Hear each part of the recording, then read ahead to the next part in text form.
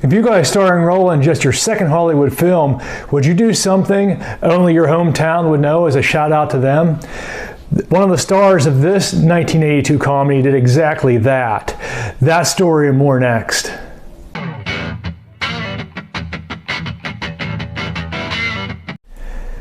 Hi everyone, welcome to Retro Flicks. This is your channel for retrospectives of movies and television. Today it's really a special movie for me. It brings me back to my early teen years, and when I look back at that time, my family first got cable, and when we first got cable we got HBO, and when we got that, this movie was in heavy rotation at the time on HBO, and I watched it all the time. Now, at the time, HBO had a policy. I don't know if they still do now. I have HBO Max to stream. I just have that and I stream it, but I haven't had HBO itself in years off cable because I haven't had it for years. I don't know what their policy is now. But back then, they didn't show rated R movies until after 8 o'clock. So I'd have to watch it then because this was a rated R movie.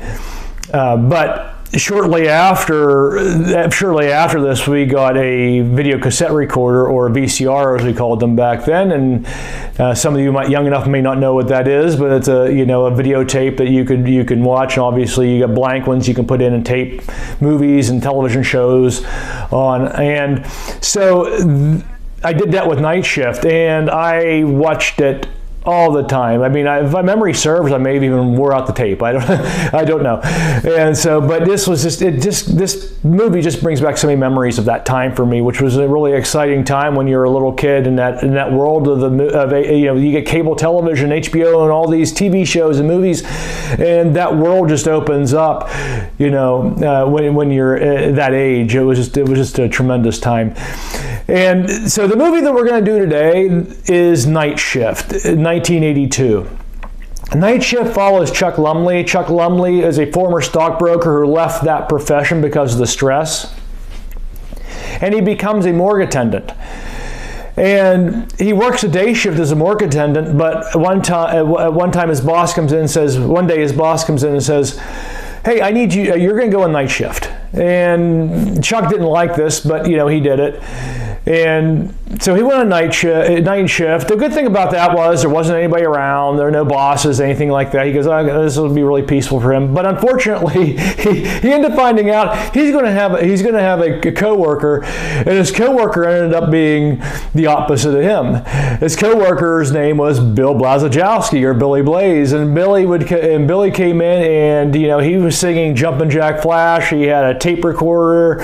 He was very talkative, high energy, entrepreneurial type of guy. He would have that tape recorder with him all the time and would talk into it so that he would not forget any inventions or any ideas he had that he said just flies at him all the time.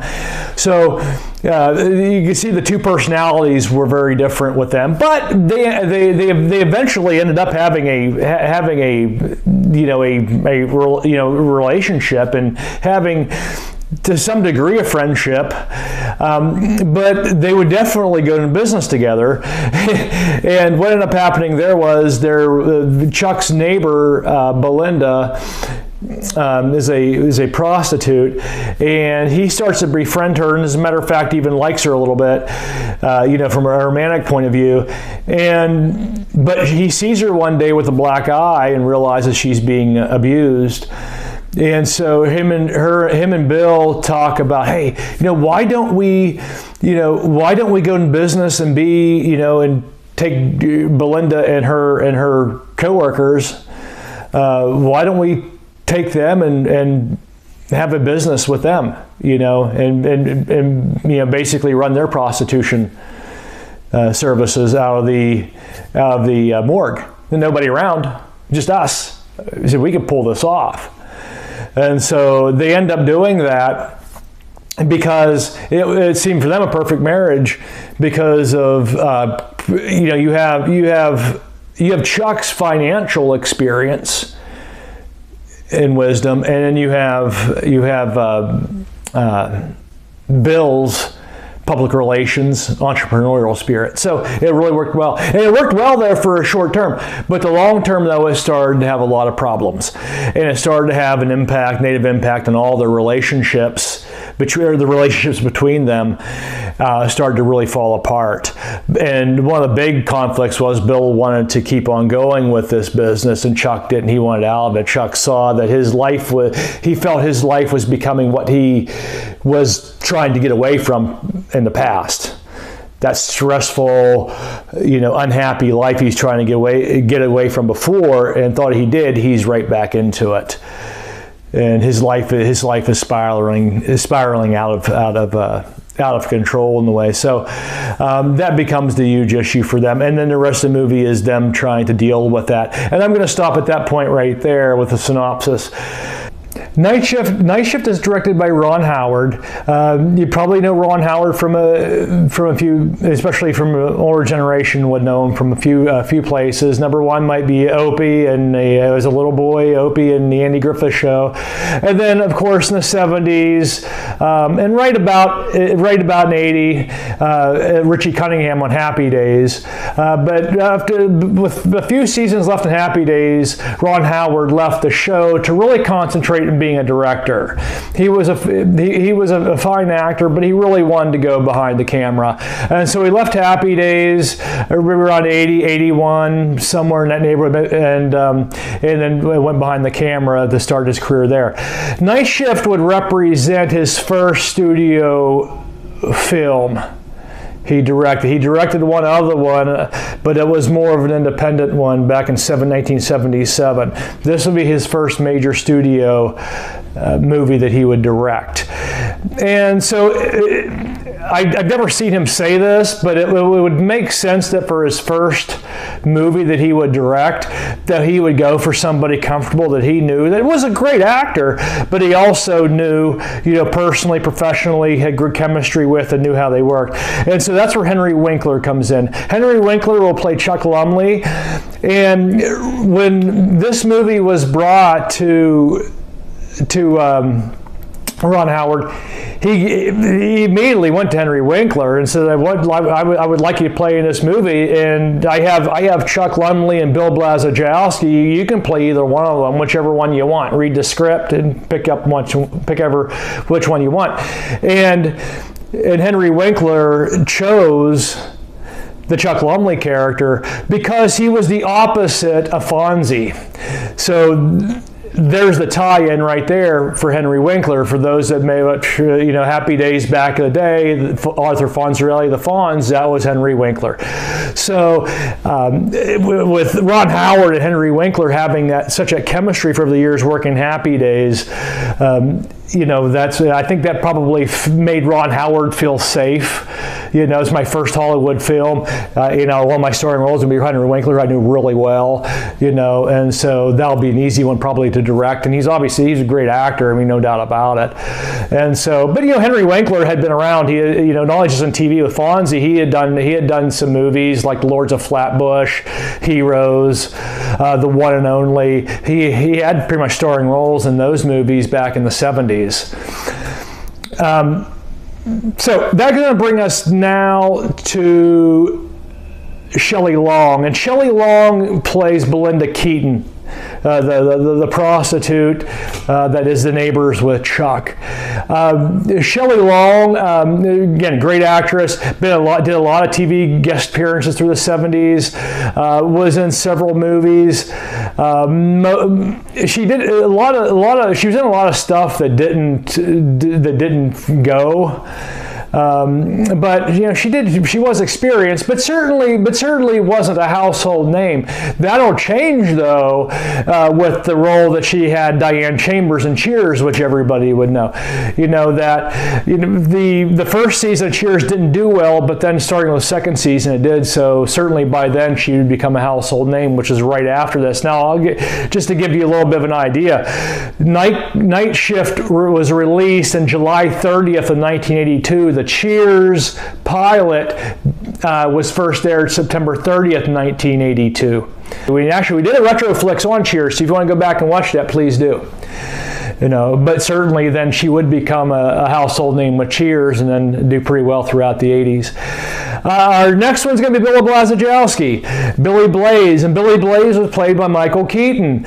Michael Keaton had done did a few television roles. This was really his only second studio film, and even the first studio film he did was a non-speaking role, and then another film he did was just a short film. So technically, the movie that he did, even though it was a non-speaking role, I mean, it was a Hollywood film. So we're definitely going to count that. So this is really his second, but this is a starring role. So he went right into a starring role. I couldn't find this, but I could swear somewhere I read at one point over the years that the studio didn't want Michael Keaton after he auditioned for this, but Ron Howard really pushed for him in this role, and I really can't think of anybody else that really could do the role of Bill Blazejowski, other than him. Maybe back at the time of Chevy Chase or something, I don't know, and maybe people out there might think of somebody to be able to do that role, but it's hard for me to think of anybody but Michael Keaton in that role for sure. And so this really shot him to leading man status. And of course, he did Mr. Mom next in the next year, which became a box office smash. And then did Clean and Sober. Then, of course, Beetlejuice. I mean, Beetlejuice is such an iconic role, and you can argue that actually got him and really noticed into just even the next level in Hollywood, because that did lead to Batman, which you could say really did cement his status as a Hollywood heavyweight.